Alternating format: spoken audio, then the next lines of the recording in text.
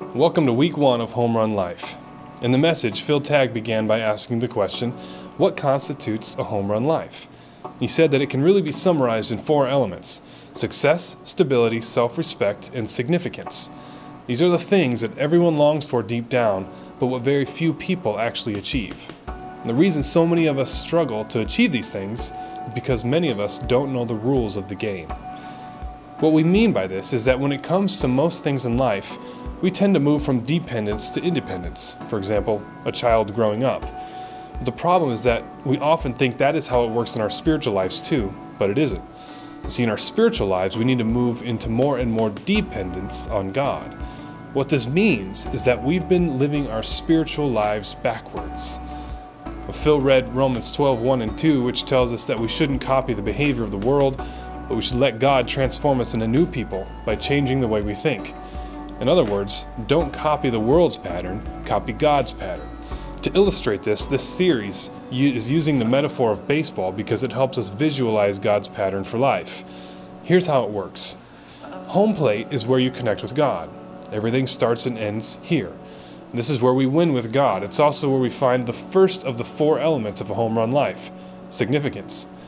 Once we have that, we move on to first base, which is about our character. This is how you win with yourself. And this is where we find the second element of a home run life: self-respect. Next, we move on to second base, which is all about community. This is where we learn to win with others.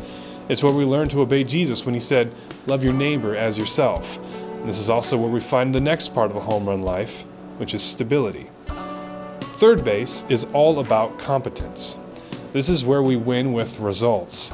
It's about becoming a better parent or spouse or getting finances in order. This is where we define our final element, which is success.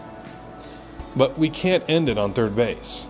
Only when we surrender our success back to God and return to home plate is it a home run life. Now here's the crucial point. The world teaches us to run the bases backwards.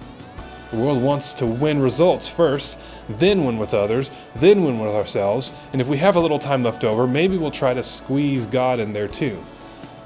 But the message told us all about how to get on base.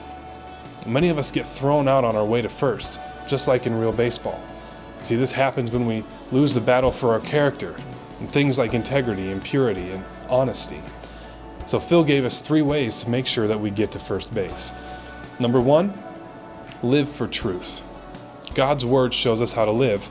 We must not just hear it, but we must apply it as well. Number 2, plug into the vine.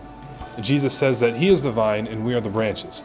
This means that if we want life, we must stay connected to him through worship and prayer, through groups, through the word, and more. Number 3, draw the line. Make the decision to play life by God's rules. Stop trying to bend them. Stop trying to justify coloring outside the lines. Draw the line and commit to living according to God's ways.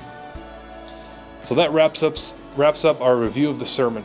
Now spend a little time going deeper into the message and into the scriptures with your group.